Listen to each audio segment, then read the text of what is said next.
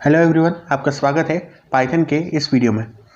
दोस्तों, मैं आपको जल्दी से बता देना चाहता हूं कि पाइथन की बेसिक की पूरी प्लेलिस्ट चल रही है। उसको आप कार्ड्स या फिर एंड स्क्रीन से जाके एक्सेस कर सकते हैं और सेव कर सकते हैं पूरा पाइथन डिटेल में सीखने के लिए। फिलहाल गूगल कोलैबोरेटरी के अंदर मैं आपको सिखाने वाला हूँ आज के टॉपिक्स। और आज के टॉपिक्स हैं, सबसे पहले तो फाइल हैंडलिंग। फाइल हैंडलिंग 3 अलग अलग तरह की होती है पाइथन के अंदर, और भी हो सकता है मेथड्स, लेकिन ये 3 मेन मेथड्स हैं जो मैं आपको आज बताने वाला हूँ। हो सकता है कि इन 3 में से एक ना बता पाऊँ क्योंकि वीडियो कुछ ज़्यादा ही लंबा हो जाएगा, पर मैं कोशिश करूँगा कि आपको तीनों ही बता दूँ।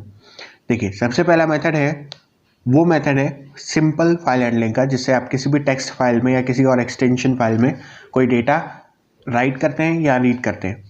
दूसरा मेथड है एक बाइनरी फाइल हैंडलिंग का, जिसमें आप एनक्रिप्शन और डिक्रिप्शन प्रैक्टिस करते हैं। और तीसरा मेथड है CSV फाइल हैंडलिंग, जो कि मैं एक्सक्लूसिवली अलग मेथड कर रहा हूँ क्योंकि इससे हम एक्सेल और दूसरी स्प्रेडशीट्स को एडिट कर सकते हैं।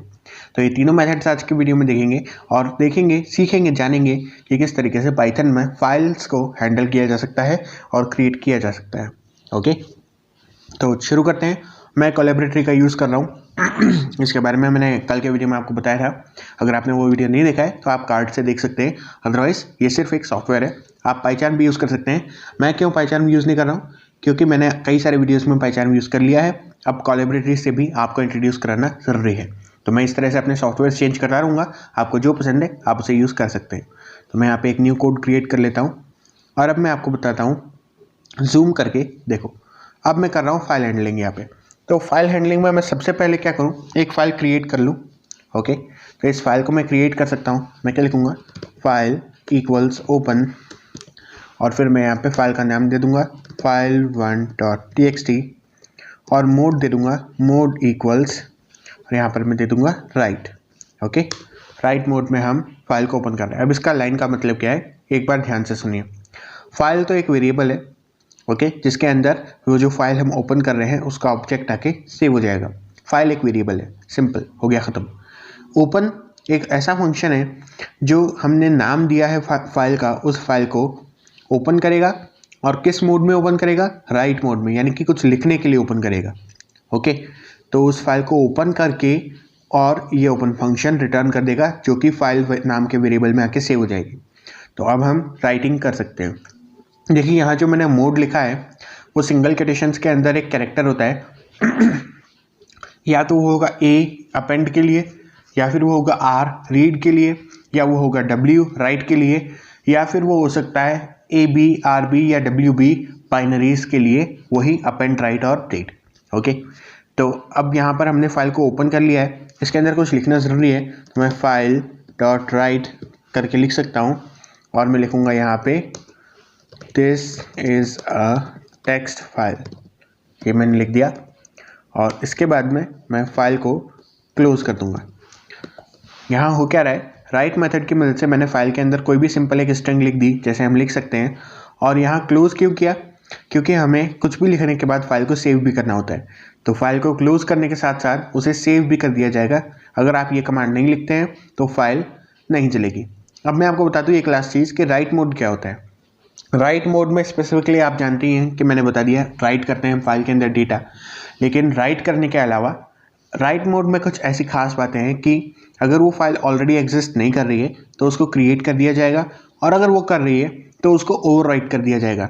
यानी कि फाइल को, उसके अंदर जो भी डेटा है उसको ओवरराइट कर दिया जाएगा, और जो प्रीवियस डेटा था वो डिलीट हो जाएगा। न्यू डेटा जो आप अभी लिख रहे हैं वो उसमें चला जाएगा। तो अगर आप ओवरराइटिंग करना चाहते हैं तो ही आप इस तरह से राइट मोड यूज़ कीजिए। ओके, तो अब यहाँ पर ये कोड कंप्लीट हो गया है। एक बहुत ही सिंपल सा कोड है, इसको हम रन करके देख सकते हैं। और शुरुआत में थोड़ा सा टाइम लगेगा क्योंकि ये PC से कनेक्ट होगा अभी। ओके, तो हम इसका वेट कर सकते हैं और तब तक हम यहाँ पर फाइल्स अपनी देख सकते हैं, कौन सी फाइल्स हैं। ओके, यहाँ पर दिख रहा है कनेक्ट हो रहा है ये, तो थोड़ा सा वेट करना पड़ेगा। इनिशियलाइजेशन हो रहा है, इनिशियलाइजिंग कनेक्टेड। ओके, अभी एग्जीक्यूशन होगा, हो गया एग्जीक्यूशन। अब हम इसको रिफ़्रेश कर सकते हैं। ओके, रिफ़्रेश पर क्लिक करेंगे और यहाँ देखिए file1.txt थी, जो थी नाम यहाँ पहले नहीं थी, अब बन गई है। अब मैं इसको ओपन करूँ तो इसके अंदर क्या है, this is a text file नाम का एक टेक्स्ट आ गया है। ओके, तो इस तरीके से ये टेक्स्ट यहाँ पर आ गया। तो इसी तरह से हम फाइल्स को क्रिएट कर सकते हैं। अब हमने इसके अंदर कुछ लिख दिया, अगर मैं यहाँ पर टेक्स्ट चेंज कर दूँ, देखिए आप कैसे राइट मोड कैसे काम कर रहा है। अगर मैं टेक्स्ट चेंज कर दूँ यहाँ पर, जैसे मैं लिखूँ आई एम आयुष्मान, मैंने ये टेक्स्ट लिख दिया और अब मैं इसको रन करूँ तो आप देखेंगे कि अब फाइल के अंदर का जो कंटेंट है वो चेंज हो जाएगा। तो जो पुराना कंटेंट था, this is a text file, वो चला गया और लाइन नंबर 1 पे ही न्यू कंटेंट आ गया, आई एम आयुष्मान। ओके, ये जो 1 लिखा है ये फाइल का पार्ट नहीं है, ये 1 इस GUI का पार्ट है जो मैं यूज़ कर रहा हूँ गूगल कोलैबोरेटरी का। ओके, तो अब यहाँ पर हमने राइट करना देख लिया। अब अगर हम चाहते हैं कि हम पुराने को मिटाए बिना अगला लिखते जाएं, तो हम यहाँ राइट की जगह अपेंड मोड यूज़ कर सकते हैं। अपेंड एकदम सेम होता है राइट से, सिर्फ इतना सा अंतर होता है कि वो पुराने को ओवरराइट नहीं करता है।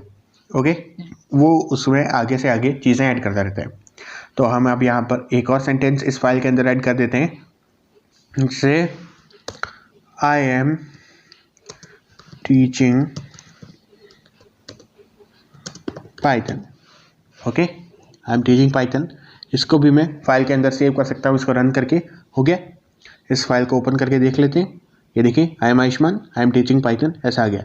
लेकिन ये इसके आगे अपेंड हो गया, नीचे अपेंड होने की जगह नेक्स्ट लाइन में नहीं आया। तो नेक्स्ट लाइन में लाने के लिए हम क्या कर सकते हैं, अभी इस फाइल को हम पूरा इरेज कर देते हैं। ओके, और अब हम इसको क्लोज कर देते हैं। अब यहाँ पे नेक्स्ट लाइन में लाने के लिए हमें क्या करना है, हमें इसके लास्ट में एक /n की ज़रूरत है। तो हम यहाँ पे कॉन्केटनेट करेंगे, प्लस लिख के एक कैरेक्टर /n। कॉन्केटनेट करके क्यों हमने /n लिखा, इसलिए क्योंकि हम डायरेक्ट भी लिख सकते थे, कोई दिक्कत नहीं है। लेकिन फाइल हैंडलिंग के दौरान क्या होता, स्लैश को अलग कंसिडर करता और n को अलग कंसिडर करता। जो न्यू लाइन सीक्वेंस है वो कई बार काम नहीं करती है, काम करती भी है और नहीं भी करती। जनरली जब फाइल के अंदर हम कोई डेटा राइट कर रहे हैं तो कॉन्केटनेट करके /n लगाते हैं एक कैरेक्टर की तरह, ताकि इसको एक सिंगल कैरेक्टर समझा जाए और लाइन चेंज हो जाए। ओके, तो अब हम इसको एग्जीक्यूट कर सकते हैं और आप देखेंगे कि लाइन चेंज होती रहेगी। एक बार एग्जीक्यूट किया, आई एम टीचिंग पाइथन चला गया। ओके, अब मैंने अपना नाम मिटा दिया था तो मैं अपना नाम फिर से लिख सकता हूँ, आई एम आयुष्मान। ओके, ये भी मैंने लिख दिया और इसको भी मैं एग्जीक्यूट कर देता हूँ। तो अब यहाँ पर ये कंटेंट भी अपेंड हो जाएगा। अब हम फाइल को ओपन करके देख सकते हैं, तो ये देखिए यहाँ पर आई am Ayushman, I am teaching Python, I am teaching Python. Okay, I am Ayushman. अब यहाँ हुआ क्या, ये जो पुराना कंटेंट था उसको मैं सेव करना भूल गया मिटाने के बाद में। तो ये जो लास्ट मैंने एग्जीक्यूशन किया, आई एम टीचिंग पाइथन आया और उसके बाद लाइन चेंज हो गई, आई एम आयुष्मान, ये आ गया। ओके, इसको मिटा के मुझे एक बार सेव करना पड़ेगा। सेव करने के बाद मैं इसको क्लोज कर सकता हूँ और अब जब मैं इसको ओपन करूँगा तो यहाँ पर मुझे वो कंटेंट एक्चुअली सेव, यहाँ कुछ गूगल कोलैबोरेटरी का प्रॉब्लम हो रहा है। तो मैं एक काम करता हूँ, इसको क्लोज करके एक न्यू फाइल क्रिएट कर लेता हूँ और फाइल का नाम मैं चेंज कर देता हूँ, file2.txt रख लेते हैं ताकि एक न्यू फाइल क्रिएट हो जाए। ओके ओके देन, तो अब मेरे को क्या करना है, file2.txt मोड इक्वल्स ओके, सब कुछ सही है। यहाँ पर अगर मैं इसको रन करता हूँ तो जो चीज़ है वो अपेंड हो जाएगी, आई एम आयुष्मान आ गया। अब मैं एक बार और लिखूँगा, आई एम टीचिंग पाइथन।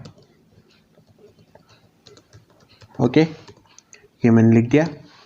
अब इसको भी मैं रन कर लेता हूँ। अब यहाँ पर इसको रिफ़्रेश करेंगे अपनी नेक्स्ट फाइल को देखने के लिए, file2.txt आ गई। इसके अंदर कंटेंट देखते हैं, आई am Ayushman, I am teaching Python. Okay, यहाँ नेक्स्ट लाइन में रेडी है, लाइन नंबर 3 में। ओके, तो इस तरीके से हमने लिखने का तरीका देख लिया। अब थोड़ा सा रीड करने का तरीका भी देख लेते हैं। अब मेरे को एक प्रोग्राम इसलिए बनाना है, एक्चुअली मेरे को ये कोड मिटाना नहीं चाहिए, मैं एक न्यू कोड क्रिएट करूँगा। एक न्यू कोड क्रिएट कर लेंगे यहाँ पे। ओके, तो अब हम रीड करने का काम करेंगे। मैं लिखूँगा फाइल इक्वल्स ओपन, वही ओपन फंक्शन, मैं फाइल का नाम दे दूँगा file2.txt और मैं यहाँ पे मोड इक्वल्स रख लूँगा रीड। ओके, मैंने ये मोड रीड कर दिया। अब मैं क्या करूँगा, यहाँ से a इक्वल्स file.read ये फंक्शन में लगा दूँगा और file.close, यहाँ पर फाइल को क्लोज करना कंपलसरी नहीं है, लेकिन आपको करना चाहिए एक बेस्ट प्रैक्टिस की तरह, ताकि आप कोई और फाइल भी सेम वेरिएबल में ओपन कर पाएँ। तो a इक्वल्स file.read कर दिया। फाइल को क्लोज करने के बाद में आप फाइल के ऊपर और कोई मेथड यूज़ नहीं कर पाएंगे, ये बात का आप ध्यान रखिए। अब मैं यहाँ पे क्या करता हूँ, a को मैं प्रिंट कर देता हूँ। a को मैंने प्रिंट कर दिया। इसको जब मैं रन करता हूँ तो देखिए यहाँ पर मेरे को ए के जो फाइल है उसके अंदर का सारा कंटेंट मिल गया। ओके, इस तरीके से मेरे को सारा कंटेंट मिल जाता है।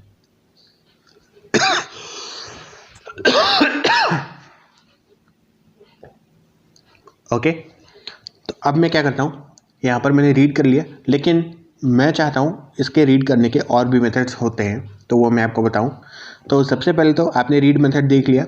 अब रीड मेथड क्या करता है, रीड मेथड पूरी की पूरी फाइल को एज ए स्ट्रिंग रीड कर लेता है। ओके, लेकिन अगर मैं यहाँ पे रीड की जगह रीड लाइन लिख दूँ तो ये मेथड इस पूरी फाइल को रीड करेगा, लेकिन पूरी फाइल को कैसे रीड करेगा, एक बार रीड लाइन लगाने पर एक लाइन, मतलब लाइन बाय लाइन चलेगा। यानी कि अगर आप फाइल डॉट रीड लाइन करते हैं तो आप देखेंगे कि आपको सिर्फ जो ऊपर की एक लाइन है वो मिलेगी, नीचे वाली लाइन नहीं मिलेगी। ये देखिए आई एम आयुष्मान मिली, next line I am teaching Python वो नहीं मिली। वो क्यों नहीं मिली, क्योंकि read line method one by one file को रीड करता है। अगर मैं यहाँ पे फाइल डॉट रीड लाइन से पहले A equals file dot read line से पहले एक बार file dot read line method ऐसे ही कॉल कर दूँ तो मेरे को फर्स्ट लाइन नहीं मिलेगी, फिर मेरे को सेकेंड लाइन मिलेगी। Okay, I am teaching Python. Why, क्योंकि पहली वाली लाइन तो रीड कर ली एक बार रीड लाइन ने, फिर उसी प्रोग्राम में उसी ऑब्जेक्ट को आप जब नेक्स्ट टाइम जब आप रीड लाइन का यूज़ करेंगे तो वो नेक्स्ट लाइन देगा। ओके, यहाँ पर आपको एक बात बता दूँ कि जब आप एक पार्ट रीड कर लेते हैं तो उसको रीड आप कर चुके हैं, तो अब उसको और कोई भी मेथड रीड नहीं करने वाला है। फॉर एग्जांपल, अगर मैं एक बार रीड लाइन कर लेता हूँ और उसके बाद मैं केवल रीड करता हूँ, तो रीड को तो मेरे को पूरा कंटेंट देना चाहिए, लेकिन फिर भी नहीं होगा, क्योंकि रीड लाइन ने जो पार्ट रीड कर लिया उसको रीड मेथड दोबारा रीड नहीं करेगा। ओके, तो आप एक फाइल में एक बार ओपन करने के बाद किसी भी कंटेंट को एक ही बार रीड कर सकते हैं, इस बात का ध्यान रखें। ओके, तो अब मैं क्या कर रहा हूँ यहाँ पे, अब यहाँ पर मेरे को रीड करना आ गया, रीड लाइन करना आ गया। रीड लाइन्स भी एक मेथड होता है, उसको भी देख लेते हैं। तो रीड लाइन्स कैसा होता है, रीड लाइन्स एक लिस्ट दे देगा आपको सारी रोज़ की। ओके, तो उसमें जितनी भी रोज़ हैं उन सब की आपको एक लिस्ट मिल जाएगी। ये देखिए, अब मेरे को ये रीड लाइन यहाँ से हटा देना चाहिए, मेरे को सारी लाइन्स रीड करनी है इसलिए। तो अब मैं जब इसको एग्जीक्यूट करूँगा, ये देखिए मेरे को दोनों लाइन्स स्लैश n के साथ में आई एम आयुष्मान और आई एम टीचिंग पाइथन दोनों मिल गई। तो इस तरीके से मेरे को लिस्ट में ये सारी लाइन्स मिल गई। ओके, तो इस तरीके से हम फाइल हैंडलिंग करते हैं। मैं आपको फिर से बता देता हूँ, read mode, right mode, append mode, मैंने तीनों मोड आपको बता दिए। और रीड के लिए रीड लाइन्स और रीड लाइन 3 फंक्शन होते हैं। राइटिंग के लिए राइट एक ही फंक्शन होता है, लेकिन 2 अलग अलग मोड्स होते हैं, अपेंड और राइट।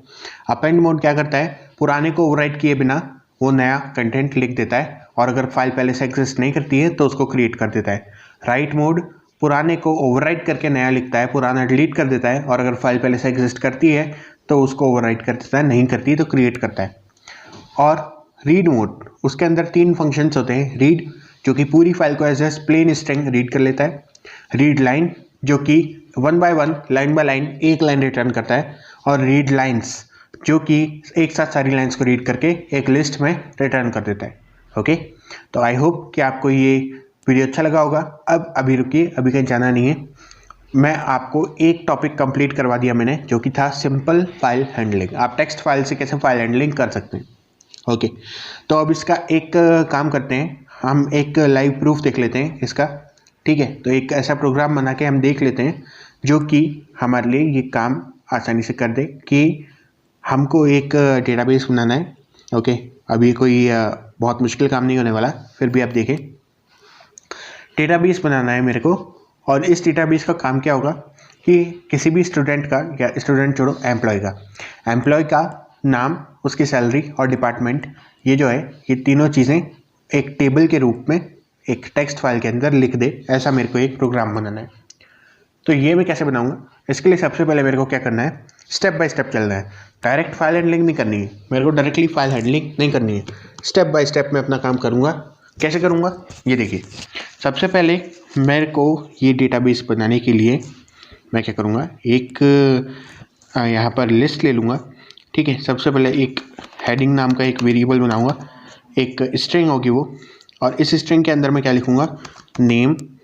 ओके, फिर 2 स्पेस लगा के क्लास, और फिर 2 स्पेस लगा के मैं यहाँ लिख दूँगा एक्चुअली नेम और आईडी, और 2 स्पेस लगा के सैलरी। ये मैंने लिख दिया, और इसमें कॉन्केटनेट कर दूँगा /n। ओके, हो गया। अब हेडिंग्स मेरी ये बन गई।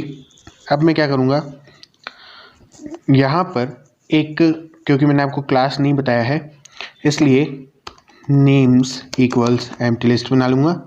ओके, फिर आईडीज़ इक्वल्स एक और एम्प्टी लिस्ट बना लूँगा, और मैं बना लूँगा एक एम्प्टी लिस्ट सैलरीज़ के लिए। सैलरीज इक्वल्स एक ये मैंने एम्प्टी लिस्ट बना ली। वाइल ट्रू, अब देखिए मेरे को ये जो लिस्ट है, लिस्ट मेथड से भी मैं काम कर सकता हूँ, और आगे एक और तरीका है। मैं एक बार इनफाइनाइट लूप शुरू कर रहा हूँ। मैं क्या कर रहा हूँ, name equals input enter the name. Okay, मैंने नेम एंटर कर लिया। इफ़ नेम इक्वल्स डन, अगर नेम डन के इक्वल होता है तो ब्रेक कर दो, यानी कि अगर यूज़र डन एंटर करता है तो ब्रेक कर दो। ओके, थोड़ा सा बड़ा कर लेता हूँ मैं इसको। ओके, हो गया। अब अगर वो डन एंटर नहीं कर रहा है तो क्या करो, अगर उसने डन एंटर नहीं किया है तो आप आईडी का भी input low. ID equals input enter the ID, and इसी तरीके से आप सैलरी का भी इनपुट लें। Salary equals input enter the salary. और अब मैं क्या करूँगा, मेरे को सिंपली ये नेम, सैलरी और ये सब जो चीज़ें हैं वो राइट करनी है। एक्चुअली मेरे को इन 3 लिस्ट की ज़रूरत फ़िलहाल नहीं है। मैं क्या कर सकता हूँ, डायरेक्टली भी कर सकता हूँ। तो डायरेक्टली कैसे करना है, सबसे पहले तो मैं फ़ाइल को पहले ही ओपन कर लूँगा, और ओपन करने के बाद यहाँ लिखूँगा employee dot txt mode equals, यहाँ पर मैं अपेंड मोड लगा दूँगा। ओके, अब मैं इस फाइल के अंदर राइट कर दूँगा हेडिंग, जो मेरी हेडिंग थी उसको मैं राइट कर रहा हूँ। अब मैं यहाँ पे क्या राइट करूँगा, st इक्वल, सबसे पहले एक स्ट्रिंग बना लूँगा, एक्चुअली एक f स्ट्रिंग बना लूँगा, और इस f स्ट्रिंग के अंदर मैं लिखूँगा सबसे पहले, देखिए नेम कॉमा, और फिर कॉमा लगाने की जगह पे मैं यहाँ पर 2 स्पेस लगाऊंगा जैसे मैंने उसमें लगाए थे। फिर मैं यहाँ पे दे दूँगा आईडी 2 स्पेस, और फिर मैं यहाँ पे दे दूँगा सैलरी। ओके, और लास्ट में मैं इसको कॉन्केटनेट कर दूँगा /n के साथ में। इसके बाद मैं फाइल के अंदर राइट कर दूँगा st। इनिशियली st को एक एम्प्टी स्ट्रिंग ले लेते हैं। ओके, अब यहाँ पर जैसे ही प्रोग्राम ब्रेक हो जाएगा मेरे को फाइल को क्लोज करना है, सारा डेटा सेव करने के लिए। अब यहाँ पर देखिए, एक बार मैं आपको पूरा प्रोग्राम समझा देता हूँ कैसे काम कर रहा है। सबसे पहले हमने एक हेडिंग बना ली, और उसके बाद फाइल को ओपन किया। फाइल को ओपन किया अपेंड मोड में। उसके बाद में हेडिंग को फाइल के अंदर राइट कर लिया, और फाइल को अब क्लोज नहीं करना है। st एक एम्प्टी स्ट्रिंग ले ली। फिर हमने इनफाइनाइट लूप चलाया, जब तक नाम एंटर करने करते जाओ। नाम लिया एंटर में, अगर नाम डन के इक्वल होता है तो प्रोसेस ख़त्म करो, नहीं होता है तो आईडी लो, सैलरी लो, और एक f स्ट्रिंग बना लो जिसमें नाम, आईडी और सैलरी एक पर्टिकुलर फॉर्मेट में हो, और लास्ट में /n कर दो नेक्स्ट लाइन में जंप करने के लिए, और उस स्ट्रिंग को फाइल के अंदर लिख दो। जब ये लूप ख़त्म होता है, यानी कि जब जो भी एंटर कर रहा है वो डन एंटर करेगा और ब्रेक कर देगा, उसके बाद फाइल को सेव कर दो। एक प्रिंट मैसेज भी दे देते हैं यहाँ पे, डन। ओके ओके, इसको रन करके देख सकते हैं। अब हम ये देखिए यहाँ आ गया एंटर अ नेम, तो मैं यहाँ पे एंटर करूँगा Ayushman. Okay, enter the ID. अब आईडी एंटर करूँगा मैं सपोज 1, और एंटर दी सैलरी 25,000 मैंने एंटर कर दी।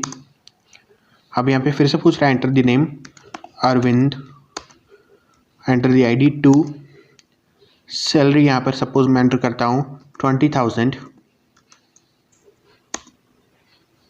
ओके, अब मैं यहाँ पे डन एंटर कर दूंगा, और देखो डन मैसेज आ गया। अब इसको रिफ्रेश करके देख लेते हैं कि यहाँ पर क्या एंटर हुआ है। तो employee.txt हमारी आ गई, और इसके अंदर ये देखिए नेम, आईडी और सैलरी करके ये डेटा आयुष्मान 125,000, अरविंद 20,000 इस तरीके से हमें मिल गया।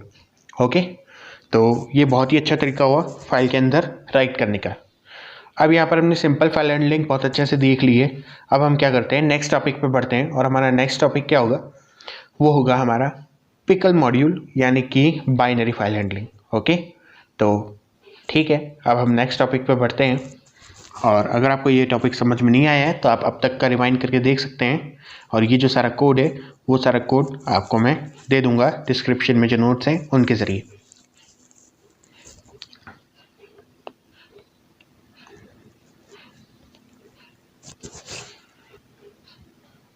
ओके, तो वो प्रीवियस टॉपिक के नोट्स मैंने आपको दे दिए हैं और अब हम शुरू कर सकते हैं अपने नेक्स्ट टॉपिक के साथ, जो कि है पिकल मॉड्यूल, जिसके ज़रिए हम बाइनरीज़ को देखेंगे कि कैसे हम बाइनरी फाइल्स को हैंडल कर सकते हैं।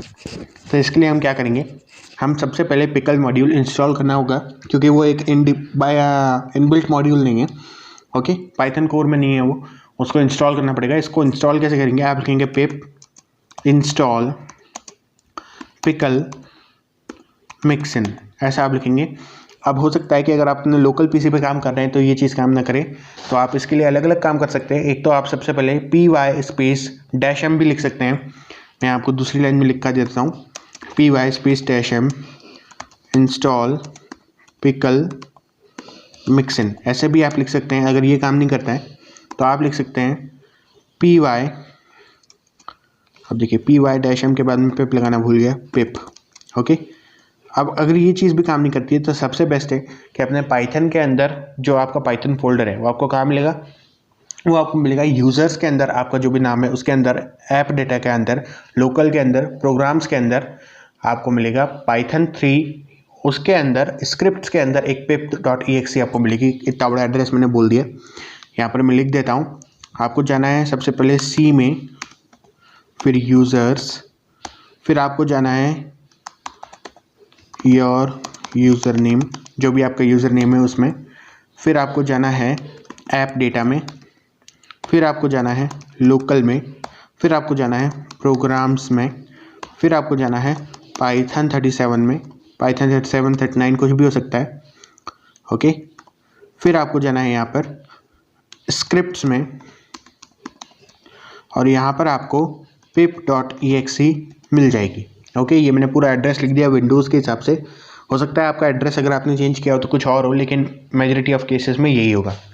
अब pip.exe को आपको ओपन नहीं कर लेना है सीधे जाके, बल्कि इस एड्रेस पर जाके अगर आप चाहें तो अपना कमांड प्रॉम्प्ट खोलें और कमांड प्रॉम्प्ट, अच्छा ये सारी कमांड्स आपको कमांड प्रॉम्प्ट में देनी है।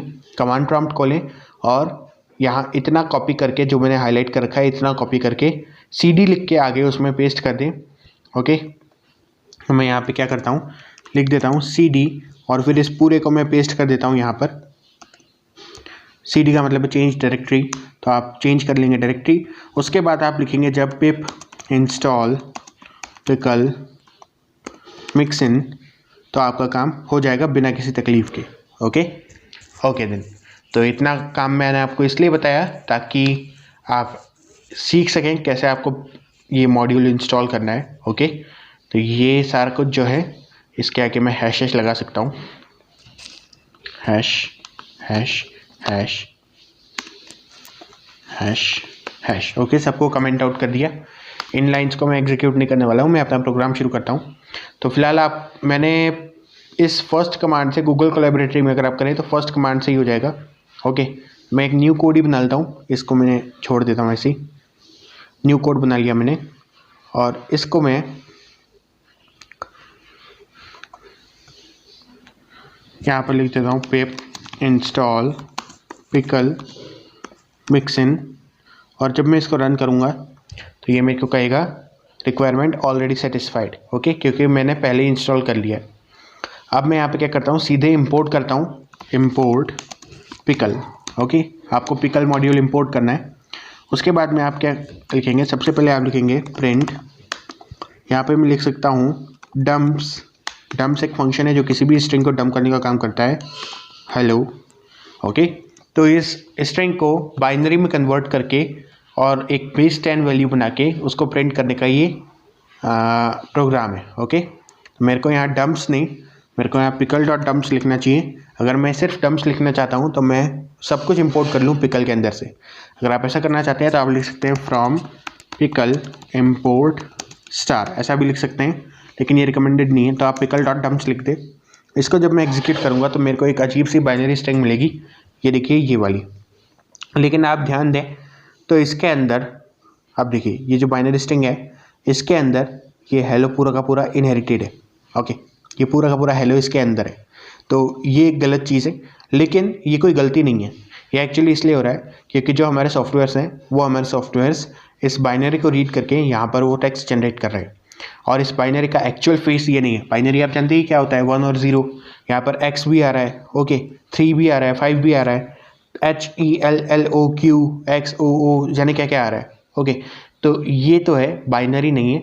ये बाइनरी है लेकिन अपन को दिख रहा है जो एक बाइनरी नहीं है, वो एक अलग फेस है, ओके। इसको आप ऐसे समझें कि ये है तो बाइनरी, पर अपन को बाइनरी फॉर्मेट में नहीं दिख रहा है, ओके। तो अब मेरे को इसका कुछ खास करना नहीं है, मैंने बाइनरी में कन्वर्ट तो इसको कर ही दिया है। अगर मैं चाहूँ तो किसी डम्स, ओके, किसी इंटीजर को भी मैं कन्वर्ट कर सकता हूँ, ओके। तो अब मैं इसको अगर रन करता हूँ pickle.dumps, और ये देखिए यहाँ पर ये मेरा कन्वर्ट हो गया इंटीजर, ओके। इस तरीके से हम एनक्रिप्ट कर सकते हैं। डिक्रिप्ट करने के लिए क्या करना है, अब जैसे मैं यहाँ पर डम्प्स करके ले सकता हूँ a = pickle.dumps। डम्प्स एक डंप करके स्ट्रिंग रिटर्न करने का काम करता है। मैं यहाँ पे लिख दूंगा इनपुट एंटर समथिंग, ठीक है, जो भी था उसको डंप करके ए में सेव कर देगा। फिर मैं लिखूंगा प्रिंट pickle.loads, लोड्स के अंदर मैं ए दे दूंगा, ये लोड करने का काम करेगा वापस और स्ट्रिंग रिटर्न करेगा। इसको जब मैं रन करता हूँ तो ये मेरे से एक इनपुट मांगेगा, मैंने लिखा आयुष्मान, और ये भी प्रिंट करेगा आयुष्मान, ओके। उसी को एनक्रिप्ट करके वापस डंप कर दिया, मतलब डंप करके वापस लोड करिए। अगर मैं यहाँ चाहूँ तो ए को भी प्रिंट कर सकता हूँ देखने के लिए कि ए बीच में क्या बना था, बीच का स्टेज क्या था। अब मैं यहाँ पे लिखता हूँ HIGH हाई, और ये देखिए HIGH वर्ड पहले बाइनरी में कन्वर्ट हुआ, उसके बाद में वापस HIGH में कन्वर्ट हो गया। तो ऐसे हम लिख सकते हैं, ओके। ये हो गया एक सिंपल स्ट्रिंग को। अब मैं इंपोर्ट करूँगा पिकल, बिल्कुल वैसे ही जैसे हमने अभी तक किया था। फाइल ऑब्जेक्ट क्रिएट करेंगे, फाइल इक्वल्स ओपन, और यहाँ पर मैं नाम दे दूँगा binary.txt, मोड इक्वल्स, यहाँ पर मैं रीड बाइनरी का ऑप्शन दूँगा। फिर मैं लिखूँगा a = pickle.load, और मैं फाइल ऑब्जेक्ट इसके अंदर दे दूँगा, और फिर मैं लिख दूँगा file.close। प्रिंट करूँगा ए को, और मुझे जो मेरा कोड था, जो मेरा टेक्स्ट था, वो मिल जाएगा। ये देखिए दिस इज़ द कंटेंट, ये प्रिंट हो गया। इस तरीके से हम इसको वापस एनक्रिप्ट करने के बाद डिक्रिप्ट कर सकते हैं। तो आई होप आपको ये वीडियो अच्छा लगा होगा। अभी जो नेक्स्ट टॉपिक बच रहा है CSV का, वो मैं नेक्स्ट वीडियो में आपको बता दूंगा। आज का वीडियो कुछ ज़्यादा ही लंबा हो गया है, ओके। तो वीडियो देखने के लिए आपको बहुत बहुत शुक्रिया। चैनल को सब्सक्राइब जरूर कर लें, प्लेलिस्ट को सेव कर लें, एंड मिलते हैं अगले वीडियो में। तब तक के लिए कीप वॉचिंग।